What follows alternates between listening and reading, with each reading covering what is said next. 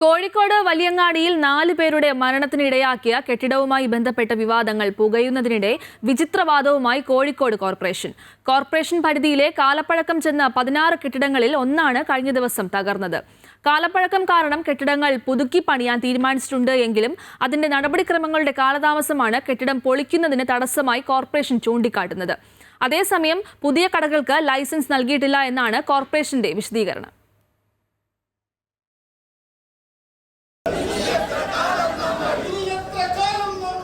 വലിയങ്ങാടി അപകടത്തിൽ പ്രതിപക്ഷ പാർട്ടികൾ പ്രതിഷേധം ശക്തമാക്കിയതോടെയാണ് കാലപ്പഴക്കം ചെന്ന കെട്ടിടങ്ങൾ പൊളിക്കുന്നത് സംബന്ധിച്ച ന്യായീകരണവുമായി കോഴിക്കോട് കോർപ്പറേഷൻ രംഗത്തെത്തിയത്.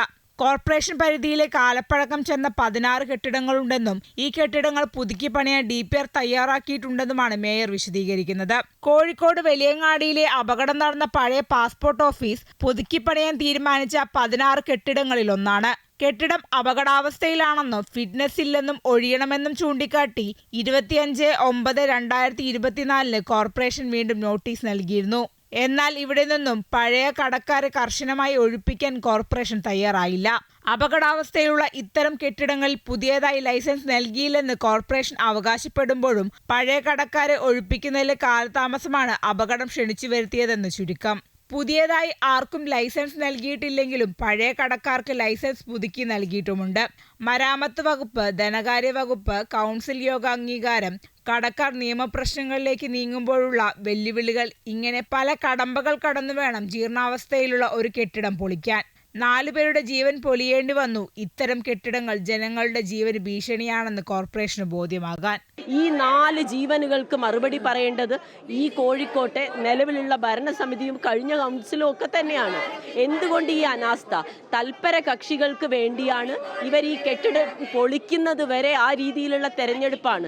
ഇതൊന്നും ജനം ഒരു തരത്തിലും പൊറുക്കില്ല എന്നാണ്. വലിയങ്ങാടി അപകടം കോർപ്പറേഷൻ അന്വേഷിക്കുമെന്നും പൊളിച്ചു മാറ്റേണ്ട കെട്ടിടങ്ങൾ സംബന്ധിച്ച് റിപ്പോർട്ട് തേടിയിട്ടുണ്ടെന്നും കോർപ്പറേഷൻ മേയർ ഒ സദാശിവൻ പറഞ്ഞു.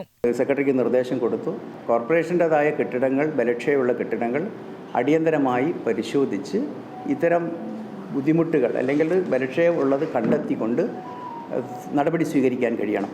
അതിനാവശ്യമായ റിപ്പോർട്ട് നൽകുന്നതിന് വേണ്ടി ഇന്നലെ തീരുമാനമെടുത്തിട്ടുണ്ട്. ഓരോന്നും പൊളിച്ചു മാറ്റേണ്ട മുറയ്ക്ക് മാത്രം ഒഴിപ്പിക്കുക എന്നതാണ് പൊതുസമീപനമെന്ന് ഡെപ്യൂട്ടി മേയർ ജയശ്രീ പറഞ്ഞു. കാലപ്പഴക്കം ചെന്ന ബിൽഡിങ്ങുകൾ ഇൻസ്പെക്ട് ചെയ്തിട്ട് അത് അൺഫിറ്റ് ആണ് എന്ന് മരാമത്ത് വകുപ്പ് വഴി, ധനകാര്യ കമ്മിറ്റി വഴി കൗൺസിൽ അപ്രൂവ് ചെയ്യുമ്പോഴാണ് അതിന് അപ്രൂവലായിട്ട് വരുന്നത്. ആ പ്രോസസ്സ് നടന്നുകൊണ്ടിരിക്കുന്നുണ്ട്. അപകടത്തിന് പിന്നാലെ പഴയ പാസ്പോർട്ട് ഓഫീസ് കെട്ടിടത്തിലെ 5 കടമുറികൾ ഒഴിയാൻ നോട്ടീസ് പതിച്ചു. കടമുറിയിലെ സാധനങ്ങൾ മാറ്റി മുറി ഒഴിഞ്ഞ ശേഷം രേഖാമൂലം കോർപ്പറേഷനെ അറിയിക്കണമെന്നാണ് നോട്ടീസിൽ പറയുന്നത്. അപകടത്തിൽ മരിച്ചവർക്ക് 1 ലക്ഷം രൂപയും പരിക്കേറ്റയാൾക്ക് 50,000 രൂപയും മേയർ ഫണ്ടിൽ നിന്നും അടിയന്തര ധനസഹായം നൽകും. അതേസമയം ഇത്തരം കെട്ടിടങ്ങൾ പൊളിച്ചു മാറ്റാൻ അടിയന്തര നടപടി ആവശ്യപ്പെട്ട് BJP ഉൾപ്പെടെ പ്രക്ഷോഭത്തിലാണ്. അമൃത ന്യൂസ്, കോഴിക്കോട്.